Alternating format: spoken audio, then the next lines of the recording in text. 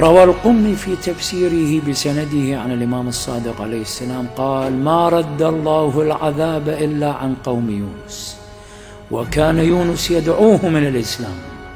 توحيد الإسلام قلنا دين عام شامل، وكان يونس يدعوه من الإسلام فيأبون ذلك، فهم أن يدعو عليهم أن ينزل بهم العذاب.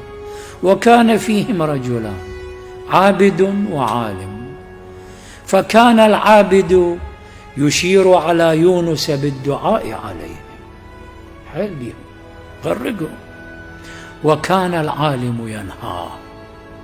هنا تعرف فرق العالم عن العابد.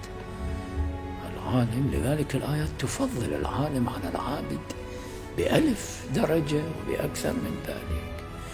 وكان العالم ينهى، يقول: يا يونس لا تدعو عليهم فإن الله يستجيب لك إذا دعوت، أنت نبي لا ترد دعوتك، لا تدعو عليهم.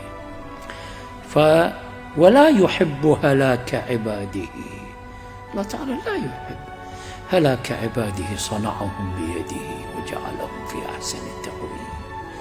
لا تدعو عليه، تكون سبب لذلك. يونس على كل رجح قول العابد حسب الرواية، فقبل قول العابد ولم يقبل من العالم، فدعا عليهم، فأوحى الله إليه: يأتيهم العذاب في سنة كذا وكذا، في شهر كذا ليس عذابا معجلا، لا في سنة كذا وكذا، حتى مؤجل معنا بالسنين، كلها انذارات لعلهم يرجعون.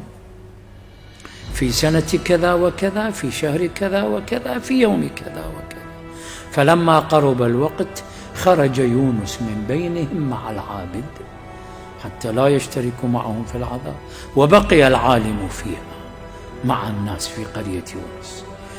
فلما كان في ذلك اليوم والتاريخ المحدد نزل العذاب، فقال العالم لهم، ادخر لهم النصيحة، يريد أن يكون معهم حتى في أحلك الظروف كما يقال.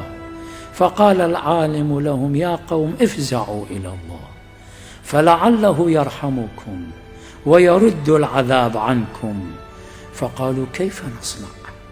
فقال: اجتمعوا واخرجوا إلى المفازة وفرقوا بين النساء والأولاد، حتى يصير فيه فالزخم عاطفي وإخلاص وتوجه. واخرجوا إلى المفازة وفرقوا بين النساء والأولاد، وبين الإبل وأولادها، وبين البقر وأولادها، وبين الغنم وأولادها، ثم ابكوا وادعوا. فذهبوا وفعلوا ذلك وضجوا وبكوا، فرحمهم الله تعالى وصرف عنهم العذاب.